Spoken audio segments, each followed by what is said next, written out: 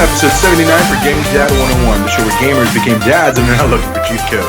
If you're brand new to Gaming Dad 101, the show goes live each and every single Wednesday on podcast services all over the place, and live as a YouTube video each and every single Friday. I am your host, Chris, and joining me is my co-host, Ricky. What's going on, everybody?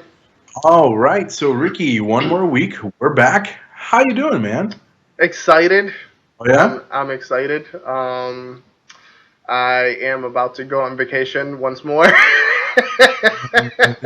Tell me, what is that? What is that? How do you pronounce it? Vacation? Don't know the meaning. Don't know the meaning? I'm enjoying every single second of it. I'll be going, I'll be flying out to Puerto Rico. That's right. I forgot you're going to Puerto Rico. Yep, I'm going to be going to Puerto Rico. I'll be hanging out. I'll be flying, the 8th, returning back the 14th. So that means I'll be hanging out with my wife, my grandmother, for Mother's Day weekend. Nice. Hey, everybody, I'm trying to give you a hint that Mother's Day weekend is coming. It is much appreciated, I'm sure. Hey, you forgot. Yeah, it's coming. It's coming up. But yes, so get their attention, be like you. I'm excited for that. Along with that, I finally got to play Days Gone as well. All right, so how are you feeling about Days Gone? Because everything I've seen about Days Gone has been nothing but complicated, and it's been good news and bad news and good reviews and bad reviews and really good reviews and really bad reviews, and it's just kind of all over the place. From what I'm reading, I feel like it's good, but it still has a lot of issues, and some people are kind of upset because this game was already delayed. So, was it worth being delayed? Is it still, did they fix it? What's the issue?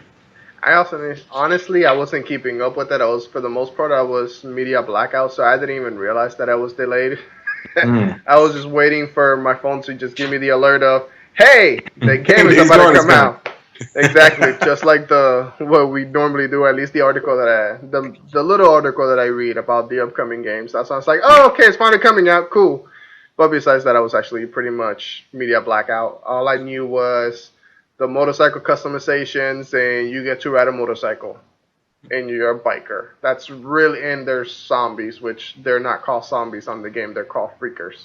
Yeah, they're called freakers, and apparently it's because they're not undead. They're just regular people, but with some sort of infection. I haven't gotten that far into the game, so I don't know exactly what's going on with them. You're just happy that you ride a motorcycle. That's all you care about. Pretty much. How's the motorcycle part of it? It's surprisingly, it's very, very good. Is it? Yes, the attention to detail, the way that it handles, the mechanics of the motorcycle, the way that they made it sound on the game, it's actually really, really good. Especially because that is your biggest source of transportation on that specific world. Yeah. So, and from my understanding, you have to look for gas and stuff like that to be able to fill her up and everything, right? Yes, but it's not as critical as they made it sound. How so? Yeah. Your gas, or at least I have a better gas tank because I ended up pre-ordering the game. I ended up getting the next gas tank in line, so it gives you a little extra mileage. But when it comes to gas, this is the one part that I kind of do dislike from it. Is as soon as I fill up the tank to 100%, because you see it by percentage. Okay. As soon as you turn on the motorcycle, you sit on it, turn it off, get off without going anywhere, you already dropped 1%, and you're already at 99% fuel. Really? And, yes. Anytime it kind of makes sense. It makes sense. If you're riding the motorcycle and you're playing with the gas and you're just throttling the gas while you're going, you're just wing, wing, wing, wing, wing, wing. Oh, was that one more time? Wing, wing, wing, wing, wing, wing, wing. All right. That actually causes fuel consumption on the game for your motorcycle by you just playing with the throttle. Just by revving it. Exactly. So if because the game is taking place in the woods and all that stuff, in the mountains and all that, there are sections where you're basically going downhill.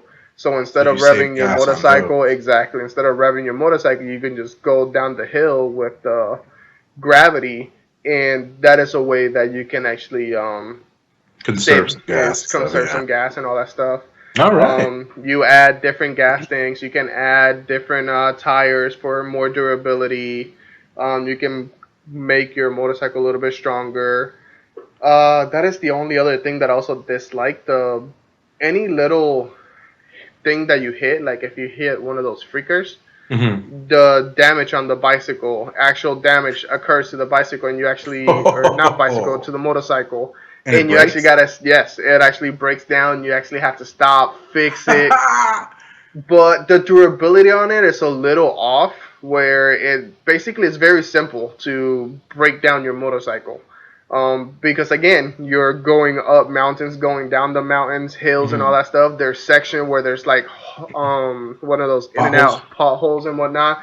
There's like rocks that you can actually like jump and just like fly in the air. But if you land with both tires flat on the ground, it damages like a big portion of your motorcycle. Are you serious? Yeah, so you actually have to like land it a specific At way an angle and stuff. yes, to avoid like maximum damage. Okay, so then I guess the real question is, based on what you've played so far, based on the fact that it's no secret to anybody that our schedules are messed up, and in order for us to play games, we sacrifice sleep. Are you willing to sacrifice sleep for this game? Are you going to be playing this game and going back to it? This honestly is not one of those games that has called me to be like, oh my god, I have to lose sleep to play. It is overall, it is a fun game. Okay. Whenever you're going around the world, there is a night and day difference when it comes to like the zombie freaker type creatures. What do you mean? So like at night there's like different creatures that are worse? Is that what's happening? They get stronger at night. Oh, that's So. Yeah, I'm trying to remember the Dead by Daylight. I want to say is that the. Probably, I haven't played it. I can't remember the name of the game, but there's a game like that. During one of the missions that you're running, you have to. One of the missions is you have to burn down like their little homes. Infection zones is what they call them. Okay. And if you do it during the daytime, there's less freakers out walking around because they're hibernating during the day. So whenever you burn down their nest, a bunch of them come out and start attacking you, and they go crazy. They go apeshit. Whenever you're waking them up and all that shit, they go crazy and attacking you, but they're weaker and you can take them. At nighttime, they're all awake. They're a little stronger, so it takes them a little bit more to kill them. Okay. But if you sneak around and go and burn their nest, there's none of them in there because they're all awake and walking around. Yeah. So it's pretty easy for the most part if you're trying to kill them. As long as it's a matter of what do you decide. Like it gives you options to how do you want to play the tactics on this one. Yes. If they're spread out, it's pretty easily to pick them up apart. You know, to sneak up on behind them and kill them one by one and sneak attack. But I have there's a section where there's like 100 freaking freakers on the game. They started chasing me. I will admit I got scared. I jumped on the bike and on the motorcycle and I just hauled ass because I'm like, no, they're coming after me. No. Oh man. Nah, but overall it's fun. It's not a game that you're gonna lose sleep over. But it's fun enough. They could have done more, I will say. Fair enough. All right, so then we learned what took your money last week, Ricky. So why don't you tell us this week reasons why we're broke? The reasons why we're broke this week. Let me tell you. You ready? Yeah, I'm ready, man. Are you ready? How broke are we this week? I already looked at it. So it is a very famous game. It is coming out. It is Final Fantasy. I'm assuming it's 12 because I hate Roman numeral numbers. The Zodiac Age coming out for the Xbox One and the Switch, which I am very surprised why it's only coming out for the Xbox One. Isn't this a PlayStation game? It was, but that's why it's coming out for the Xbox. I'm like, it's already come out on the PlayStation, I believe. And please feel free to correct me over on Facebook. But I'm pretty sure that Final Fantasy for a long time, it used to be on Nintendo, but it pretty much was only on PlayStation for a very long time. Mm-hmm. And it's just now starting to show up on the other consoles. So yeah, it's one of those cases where they're just now getting it for the Xbox. But all right. So that's the reasons why we're all broke this week. Literally one game. It's not that bad. We're okay. We'll survive this week. But yes, we will. Let's go ahead and get into the news. And very first thing on the docket, I posted it on the Facebook group. We got several comments. I wish we would have had more, but holy hell, there's a Sonic movie trailer. I repeat, there's an official trailer for the new Sonic film. We've talked about the image that was released several months ago. I don't even remember how long ago it was, but we talked about it. Yeah. We talked about how we would most likely do a crossover episode with our other show, Control C, and watch the film. And then the trailer came out today, and I can guarantee you one thing. We sure would not have an episode for Control C. Oh my God, have you seen this trailer, Ricky? Yes, I did. All right, what did you think of it? I love towards the very end where the guy's carrying Sonic on the duffel bag. Is that a child in the bag? Is it a child? Yes. No. Well, yes, but it's not my child. The trailer looked pretty fun. Sonic, obviously, because they're making him in 3D and making him like a live action Sonic. He kind of looks kind of weird. Yeah, like for example, like Sonic, instead of wearing gloves, his hands, the fur in his hands is white. Yeah, it's white. Yep. I don't necessarily have a problem with that. To me, it just looks weird. He looks weird because I think he's too thin and too tall. Yeah, I can kind of see that. I feel like needs to be shorter. And well, actually, the skinny part I can see that, but the tallness, I think he's pretty good at the tallness portion. You think so? Yeah. Because the thing is that to me, he looks a little lanky. Sonic has always been, in my opinion, a little bit of a chunky dude. Not necessarily like a chunkster, but like, you know what I mean? Like he looked like he had meat on his bones. Sure, he's the fastest thing out there, but yeah, he had meat, man. Yeah, no, I do agree with that. Now, the other thing that I don't know how I feel is Jim Carrey playing freaking Dr. Robotnik? Yeah. Dude, it's one of those cases where I saw him and I don't know why Jim Carrey's in it. I don't know. I understand how he can be very cartoony, but I don't know if he was the right... I don't know, man. I think that just on the looks alone, I don't necessarily have a problem with Sonic. I do have a problem with his height, but I can get past that. It's the content of the trailer. I kind of feel that what they showed you in the trailer may not have been what's best. And if that is the best, then I'm afraid for the film. Mm-hmm. You know what I mean? Yeah. However, what I do know for a fact is that my kids are going to love the crap out of this movie. Oh, I'm pretty sure. So I'm going to be stuck watching it regardless.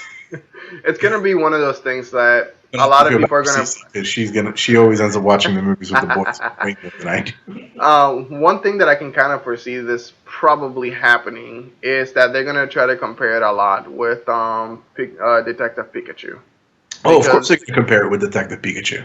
Because that's going to be their closest movie that they're going to be able to compare that movie style with. So... As a matter of fact, I take you to a comment that we got over in our Facebook group by Marie Catherine McGuire. Probably happened because we have Detective Pikachu, LOL. So yeah, like she put two and two together. We had Chad Lightsay who basically just put and then I commented back and I was like, yeah. He goes, I mean, come on. On one hand, it's cool looking. On the other hand, I guess it just wasn't prepared for. Yo, dog, look at it, it's Sonic. And he has a point. Want to know my biggest grief with the trailer? The song. The song that was played in the trailer does not go well with what they were showing you. You know what I mean? And like music in a trailer does a lot. It's what inspires people to want to go see this film. And when it doesn't match, it just kind of stands out like a sour thumb. Yep. So I didn't like it. Erica Gerardi posted, I don't understand. So thank you for that. Our friend James Kindlesberger posted, it looks like that trashy, terrible movie that I'll see anyways and find some redeeming qualities about it because people consider me a hipster. And then our friend from Bits For You, Rob, he put, this is the worst one. I just finished vomiting all over my phone. So, mixed reviews in our Facebook group? I'm not sure. I did post this today. The day of the recording, so this was April 30th when we recorded. Obviously, the episode goes live tomorrow on May 1st. So happy May. Oh, you see, we should put the picture of the episode. It should have like Justin Timberlake on the corner. If you got that, great. If you didn't, too bad. Look it up. All right. So let's go ahead and move on with the next news article. So, Mortal Kombat 11 has come out, and unfortunately, it's come out with nothing but grief. And there's been a lot of issues. There's a lot of people that aren't happy, and particularly with the section called the Crypt. There's apparently a lot of stuff that's locked behind a paywall and things of that nature. Now, there were a lot of issues too. I think it was the Switch version had a huge problem with it, didn't it, Ricky? I believe so. Okay. So then NetherRealm released something. Apparently, they announced that they're going to be releasing a patch that addresses the issues of Mortal Kombat 11's Tower of Time. They revealed that they're going to be giving away a free gift of in-game goodies, and the thank you gift is going to include 500,000 coins with a K, 500 hearts, 1,000 soul fragments, and 1,000 time crystals, also with a K. And it aims to help players out of their Towers of Time journey. They're also going to be reducing the difficulty and increase the currency, with a K again, rewards for the Towers of Time. They're Mortal Kombat with a K. Everything is with a K. Yes. CC's giving me a weird face. So, yeah. So, with everything said, do you think this is enough? Because here's the issue. I have already decided to stop supporting Mortal Kombat. I hate it because I do like that game. I enjoy it. It's an interesting fighting game. I like what they do with Injustice, and I will probably still support Injustice. But this whole paywall for fighting games is getting kind of ridiculous. I don't understand the mechanic for fighting games. I understand fighters passes. I understand that sort of thing. Mm-hmm. Do that as a microtransaction. Do that as a season pass. I'm okay with that. But when you're nickel and diming absolutely everything, it's kind of looking like NetherRealm was going the way of EA. At the very least, it seems that they're listening a little more. But why? I don't know. Honestly, I stopped supporting them back to where, Mortal Kombat Complete with a K. With a K. But yes, it's been a while since I've actually physically purchased any Mortal Kombat copy. Now somebody did let me borrow the last Mortal Kombat game before this one, or Mortal Kombat 10. So I did get to play that one a little bit, but to me the storylines it's gotten to the point where it's already been played out. There's only so much that you can do in Mortal Kombat before it just becomes repetitive. Even that though, I've heard reviews that the storyline is really good though. Is it? Supposedly. But I mean, okay, so from my understanding, it's supposed to be a continuation of the original films. And again, I may be misinterpreting this, and if you know more about it, by all means, please correct me over on the Facebook group. I keep plugging that. The address is down there. So, anybody who's listening on the podcast, just go to Facebook, look up Gaming Dad 101, you'll find it. So, back to the show. Yeah, no, it's just one of those cases where I don't see why we're doing this. And obviously EA has been paying for it. I hope that NetherRealm now has learned not to do it or to do it differently. I just don't know what the solution is anymore. But you're right. I mean, how many times can you tell the story of a tournament where characters go and they have to fight to the death? Yep. And I mean, overall, you can change the little tidbits here and there, but it's ultimately the same thing. Yeah, it's basically becoming. See, okay. This is one thing that I will say. To me, I think. How can I phrase this? Jesus Christ, I can't even talk. Like Street Fighter games. To me, I don't believe that they come out like every year. Versus Mortal Kombat, to me, it's starting to feel like an AC game where it's starting to come out almost every other year. At least, and yeah. And I mean, if you can make the money, why not, Ricky? I mean, video games are a business. I mean, it's an actual esports game. That's why it's so famous. Wait, hold on. Mortal Kombat has an esports following? Yes. Are you serious? Yes. How the hell am I just finding this out now? It's a huge following. Oh yeah, they have Mortal Kombat tournaments. I know they had fighting game tournaments, but I was not aware that Mortal Kombat was one of them. Yes. Okay. Yes. I mean, it makes perfect sense. I don't know why I didn't think of it sooner, but. No, yeah. They nice. And I think when was it? It was several months back. I can't remember during what time frame, but it was sometime last year. I was actually watching one of the Mortal Kombat esports tournament going on, and during the tournament they had a little break or whatever where they basically took all of the players to the back, and the creators of the Mortal Kombat game actually allowed them to play this version upcoming. Okay. Nice. So yeah, so they got to play the new version, way beta, alpha, you know, Yeah. back in the days last year. So yeah, this game had already been upcoming. Of course, they didn't name it Mortal Kombat 11. They still had Mortal Kombat X something. Yeah. But as a disguise, but they were basically allowing them to test out the game behind closed doors. And of course, they didn't show very much of the game.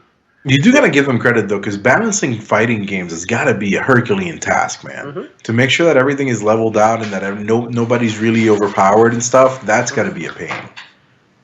But yeah, so yes, there is an esports for Mortal Kombat. Fair enough. You learn something new every day. Anyway. All right, and with that, let's go ahead and get into the next news article. PewDiePie is back in the news, unfortunately, once again for something controversial. Now, this is in regards to his Subscribe to PewDiePie movement. Unfortunately, recently, with the Christchurch shootings, apparently it seems that the shooter shouted "Subscribe to PewDiePie" right before he opened fire. Now, with the controversies that PewDiePie has been a part of in the past and everything, clearly his name is being put into this whole scenario once again, into this negative connotation once again. And it's one of those where you got to think, I feel like it's a little too late. I feel bad for him at the same time. I go back and forth because at this point, I feel that with the first two things that he did, he kind of just brushed them off and he just let it go. And because of that, and because of how he treated the issue when he had the people that he hired the people on Fiverr to write the sign about the N-word and the jokes that he made about Jews and stuff, it's one of those cases where you kind of made yourself the target for this now. So is he asking for it? Is it something that because he has such a huge channel that it now has gotten away from him? Like, I kind of feel that he should have done more. So it's one of those where I feel bad, but I don't at the same time. But definitely, like, at this point, this is also something that somebody took his name to do this despicable freaking act. And it's just kind of insane that he's dealing with it again. No. In this case, it's a little different than the prior cases because this was more of a how do you call that, a fan meme. Yeah. Just because PewDiePie has been at the very top for so long, he has had the highest subscriber count. And I forgot T something. I forgot the new T series. Yeah, that new channel basically now surpassed PewDiePie, and that was just more of his fans taking it upon themselves, making banners and whatnot, talking about it's like, no, subscribe to PewDiePie to try to keep him as the number one subscriber, record holding person. And at this point, I guess this person just kind of took it overboard, to be honest, and I don't know what was going through that guy's mind. So no, on this one, I don't kind of see PewDiePie being the target on this one, but I do feel bad for him. But I mean, there's only so much you can control the fans. Yeah. So I mean, put it out there. If you are a fan of his, perhaps be one of those fans that support the movement for it to stop, because clearly it's being misused. And yeah, man. I mean, I kind of, like I said, I feel bad for him. At the same time, it's one of those cases where he kind of set himself up. But how do you move past this at the same time? Yeah. So it's one of those. But all right. Then, on to the next article. I'm going to go ahead and read some experts from Eurogamer. Nintendo has pulled role-playing text-based game A Dark Room from the eShop on April 28th, 2 weeks after it launched on the platform, after developer Amir Rajan revealed he had included a secret editor that enabled a limited coding environment. This secret code editor involved a programming language called Ruby. In a post online where John proclaimed, quote, a crazy announcement. Last week I released a dark room to Nintendo Switch. Within the game I also shipped a Ruby interpreter and a code editor as an Easter egg. This Easter egg effectively turns every consumer spec ed Nintendo Switch into a Ruby machine. To access the code editor, all you have to do is buy a dark room, connect a USB keyboard, and press the minus key. Apparently, obviously, Nintendo was not happy about this, so they pulled it. There's a little more. Go check out the article on Eurogamer. I don't want to take the time to read everything. But, dude, what do you think about this? First of all, I hate the fact that I didn't buy this game. Right? To me, I just really want to check it out. I mean, I don't know. Not that I can program in Ruby, but whatever. It'd be nice to, learn about it. No, to me, it's, I don't know.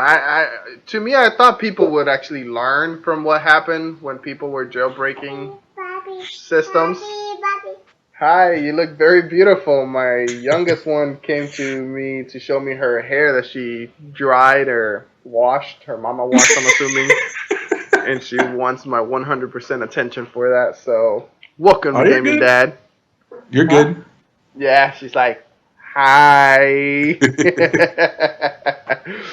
But yeah, no, you would think that people would understand, would remember exactly what happened to them whenever they broke consoles and everything. So, I mean, Rajano was apologetic, and he kept telling Eurogamer that, and this is the part, it kind of feels sad, all he wanted to do was help children discover the joy of coding. So it's like, I deeply regret how this has blown up. A simple toy sandboxed environment has been framed as this massive exploit.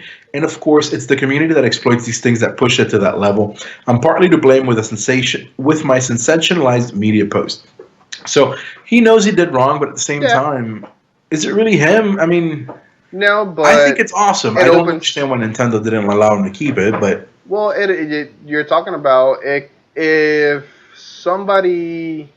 If you know what you're doing, you can mess with it. Yeah, exactly. You can hack this thing pretty good to where you can basically not bring down the infrastructure, but you can break into some unwanted things that Nintendo may not want you to break into. Fair enough. By making their systems vulnerable, they want to act on it. And of course, you better than anybody should know they love protect. Well, they still want to protect their... Remember, the original Switches have that chip that you can hack anyway, so... Again, there's only... They want to protect their systems as much as they can. Their IP. And it makes sense. And, I mean, Nintendo does take a lot of care of their systems, which is why, their games are always worth what they're worth, the systems are always worth what they're worth. Unlike the PlayStation Mini. How'd you like that one? How'd you like that stuff? What's up? So the PlayStation Mini got... No. Okay, it came out at $100, right? Yep. Everybody followed it. Everybody was super angry about the $100, myself included. Then the price dropped to $80 within, 2 weeks, I think? Week and a half? Something like that. Something like that. $80. 2-3 weeks later, dropped down to $50. The last time I saw, the price was $30. That's what I was going to say. That's the one that I remember is the 31. So here's the thing. Obviously, sadly, this doesn't really apply to us. Most of us already have. If you were it, the promotion is sadly already over, but I did want to bring it up because it is a little sad. So Best Buy on the 29th was giving one free PlayStation Classic with the purchase of a PlayStation 4 Pro.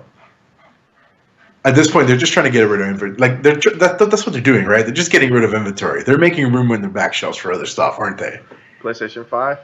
PlayStation 5. It's too early for PlayStation 5, Ricky. Hey, this is coming from the guy that wants to... They just announced specs. This thing ain't coming out till at least 2020. Man, Walmart, where you at? Walmart, leak it. Walmart Canada, please leak something. You're famous for leaking stuff. Exactly. No, I mean, we kind of knew it, especially with the lineup of games that the Mini came out with. You have so many games that you could have chosen, but I mean, it's got to be licensing issues. But even then, why would you You know what I mean? Why would you? I don't know. I feel like they could have fought better for other games. I really, really do. You know. Yeah, And right I agree. now, it is currently $39.99 on Amazon. Poor thing. I still want one. I still want one. But at this point, I think I can hold out for it to be $15. Yes. At this point, I think if you give it another month or two, we're looking at least $20. You know That's what? maybe when I'll be like, all right, maybe I can get it. Wait Maybe for not. Black Friday. Dude, it won't last for Black Friday. Everybody will have already thrown them out by Black Friday. And I hate to say this, but it's the truth. Nobody, like, there were so very little people interested in this PlayStation Classic. I was super into it because I've mentioned it to you. I've wanted to have a collection of all the mini systems. That was like my dream when they announced the mini systems. But unfortunately, that couldn't be done because Nintendo, they're jackasses and don't do enough. Then there's like you have to hunt them down, so you can't get those. And the PlayStation one comes out and it sucks. So it's like you can get it everywhere, but nobody wants it. Yeah, that's the original. That's not the mini. And granted, it's small I have the enough. full size. The full size. Well, that's not the full size. That's the PSX. No, this is the full size. This is the original one. No. The full original was even bigger, wasn't it? No, that's the smaller version of the original. This is it. Really? Yes. The one you're talking about is the PS or the PS1. PSX. No, PS1. Yeah, PSX, PS1. Yeah. What do you have in there? Spyro? Yeah, baby. Nice. All right. But yes, this is the original one. So then I guess I had the light one. I guess I had the small version when I had it. Yes. Because I know mine was allegedly jailbroken. Allegedly. Very much allegedly. I gotcha. So, all right. Play the fifth. Dude, I feel bad for the PlayStation Mini, man, but at the same time, like, I want it though. $20. 2 more months. 2 more months, Ricky. I give it 2 months before it's time. Black Friday. If this thing lasts to Black Friday, it's gonna be in the single digits, and at that point, I'll buy it. If it lasts to Black Friday, it's gonna be under $10, and you'll buy it. That's your prediction. That is my prediction. It'll be under $10, and I wouldn't be surprised if it sells just like the freaking Steam Link did. Okay. Yeah, because it was so cheap that at that point, why not? Exactly. And it sold out within minutes. Well, technically speaking, but you told me when it was still on sale. By the time I looked at the link, it was gone. Yep. So, yeah. And again, the Steam Link was a system that nobody wanted. True. All right, and last but definitely not least, we got some news over from Riot Games. Riot Games has had a lot of controversy in regards to lawsuits that they've been receiving. So I'm just going to go ahead and read some excerpts on the article over on Kotaku. You should go ahead and give it a read. In the wake of news that Riot Games is attempting to block 2 current employees from taking the company to court for alleged gender discrimination, some employees are threatening a walkout.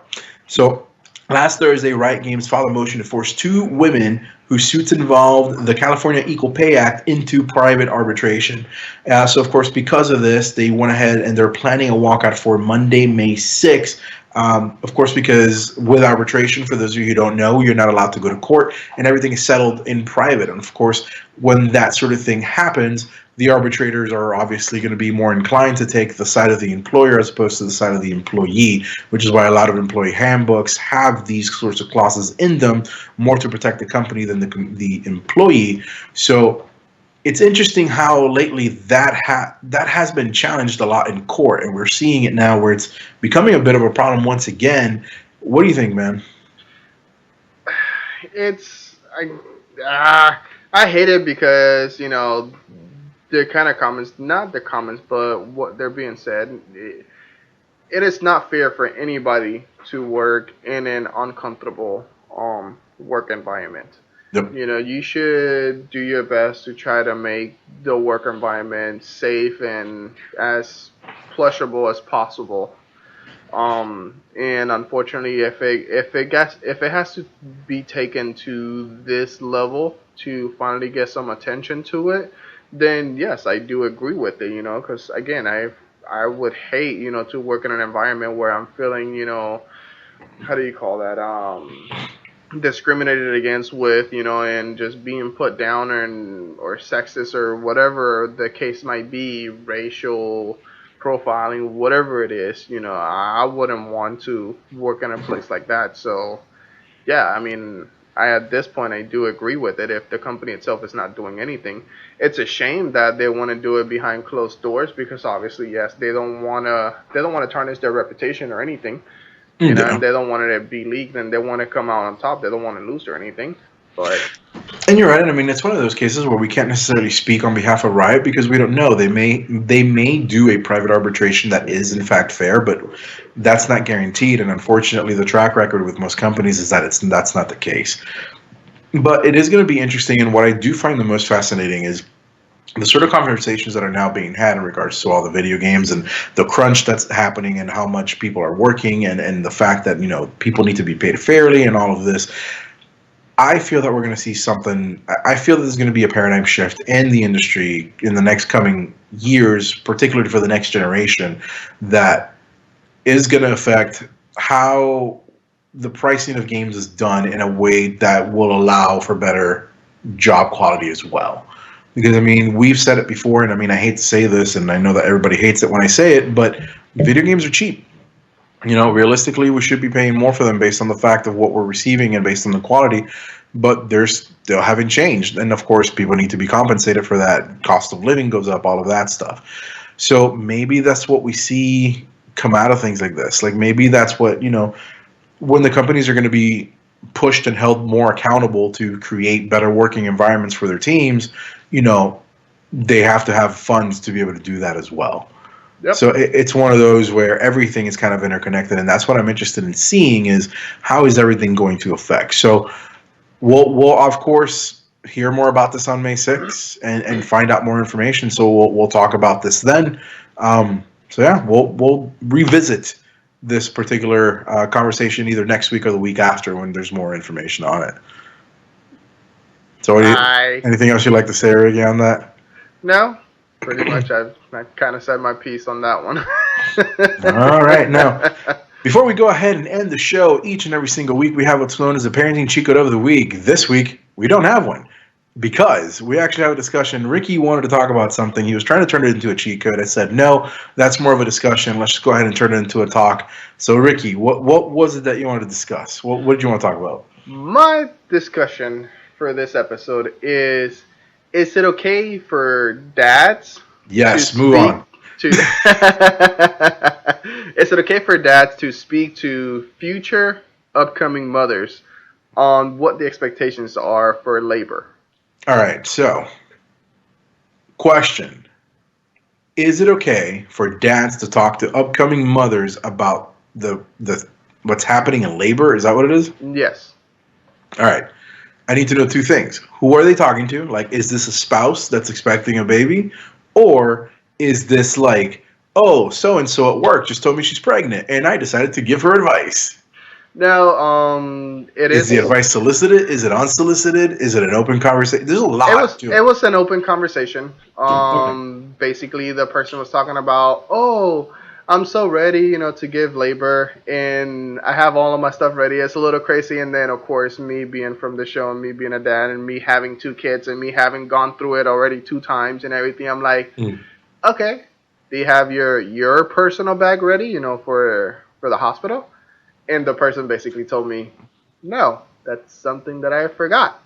And I'm like, okay. So, and just at that point, it was kind of open, the person was comfortable speaking about it. Obviously I've gone through it twice. Yes. In your case, most definitely. I don't see why not. And it's one of those where, especially if you're a new parent, hearing advice is always good. But then here's the thing too. And what I would recommend for advice, at least in my experience and how I looked at it when I was a brand new dad, it was one of those where I appreciate the advice. Just make sure that it's not unsolicited and that it's not something I want to hear. And what I say by that is, don't tell people how to raise their kids necessarily. And we've actually, ironically enough, we've had this discussion behind the scenes when it comes to how we formulate cheat codes. And I'll put it out there. And this is why I was like, we can talk about this. very early on, and Ricky, you can attest to this, even though you started, you came into the show a little bit later, but whenever a cheat code gets developed, one of the biggest things that I would always tell whoever did the cheat code, even myself, is let's not make it into something that we're trying to teach people that this is quote unquote the right way of doing it. Mm-hmm. We need to always make sure that we're phrasing it into this is what worked for us, because what works for me may not work for somebody else. But sure. Is it good to have that information? Hell yeah. And is it okay for a dad to tell an expecting mother what to expect? Mm-hmm. I don't see why not. I mean, I don't as long as you're not like, you can't handle this pain. This is very too much pain. That's stupid. No, like, you don't know any of that. Exactly. No, the conversation. But to talk to her about like what to expect, like for example, anybody who's listening to this episode, whether you're male or female, there's a very good chance that if your wife, girlfriend, or whatever is delivering and she's doing a natural delivery, she's gonna poop on that table. That is very That's true. A good thing. I think that's a good thing to tell people. That is very true. Basically some of the conversations that we were having is precautionary conversations, like tell your, or her significant other not to freak out whenever, the baby is trying to come out. There's a high chance where babies do get like their shoulders stuck mm-hmm. on the way out. And then out of nowhere, you're basically seeing the nurse just jump on top of the mother, put their elbows on their belly, and just like start pushing the baby out and all that stuff, like elbowing the belly. It's kind of traumatic for the dad side, squeeze them out.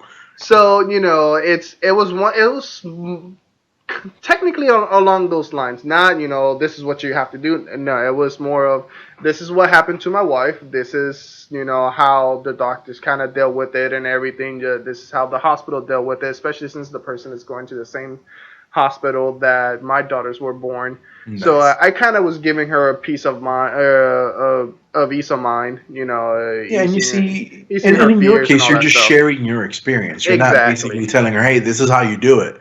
Like, hey, I'm Ricky, I'm a dad. This is how you be mom. Like, that's not, what I mean? No. Like, that's not fucking cool, But here. I can if you want me to. My wife from the sidelines, babe. Your thoughts on the matter? Should a dad be able to say things? Yes or no? Yes. Okay, so CC says yes. Oh, she had to stand up and everything.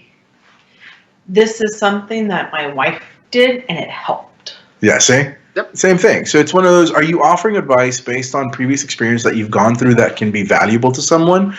Or are you sitting there and going, don't do an epidural, it's not natural, it's bad for the baby? Or, hey, you need to do a water birth because it's more natural. No, shut up. No, so never. That's definitely, where I think that's where I draw the line is, are you providing your life experience to enrich somebody's knowledge, or are you trying to tell somebody what to do? Definitely. It's enrich people's knowledge. Definitely, for sure. Because I know that the people that tried to tell me what to do when I was becoming a dad, you can ask Cece. I looked them dead in the eye and I was like, go F yourself. Don't want to hear it. Goodbye. So, yeah. Thank you, baby, for the input. Love you. Thank you, Cece. Hey, Ricky says, thank you, Cece. You're welcome. All right, now, before we go on and get out of this show and let you guys go, is there anything you would like to share, Ricky? Endgame! All right. I finally get to dress like Thor. That's all we will say. If you have not watched Endgame, go watch Endgame. I had a comment and observation to make this week that I cannot make because I don't want to ruin Endgame for you. If you've watched Endgame, message me. We can discuss it. All right. Yeah. If you haven't watched Endgame, what the hell are you doing? Go watch Endgame. Like, just stop what you're doing. Stop this episode. Go watch Endgame. If you can get tickets at this point. All right. So, anything else, man? I got tickets at the last second, so try me. Try me. I still don't know how you got tickets at the last second. I had to wait till Sunday. I was able to avoid every single spoiler, but after watching it, I was like, "You son of a!" There were so many clues. No. My input for this show is if you're gonna watch Endgame, you're gonna love it. You're gonna hate it. You're gonna cry if you're attached to to all of the characters in general. Any of them. Exactly. The way I've been putting it to people is, if you've ever watched an MCU film and you've ever cheered, hollered, or scream at something any of them did, you're gonna cry in this one. Exactly. And be prepared to come out of the theater not knowing how the hell you feel about this movie. Because you will need a couple of days to process all the information. Ricky had a couple of days. I had to take a couple of days. I think I started talking about Endgame with you more today than yesterday, I think. Oh, yeah. I think we briefly kind of talked. No. No, it was yesterday. It was yesterday. I asked you a question, and I'm like, okay, yeah, Chris has definitely had time to soak in all the information. Yeah. I'm sorry I opened that can of worms. Go watch Endgame. And with that said, thank you very much for joining us on this episode of Gaming Data 101. Remember that this show goes live each and every Wednesday on podcast services everywhere and as a video on YouTube. And Fridays! Remember to go check us out over on the Facebook group at facebook.com/GamingData101 or by searching for Gaming Data 101 over on Facebook. You can follow us on Twitter at GeekEnd Cast, and you can follow me on Twitter at ViscZen. I believe it's under my name this week, right? Hey. Sweet. And you can follow Ricky at Picky Gamer Dad. That's under his name, under his picture as well, in the YouTube description, the YouTube video. Thank you very much for joining us for this week, everybody. I'm exhausted. Have a good night. Luego.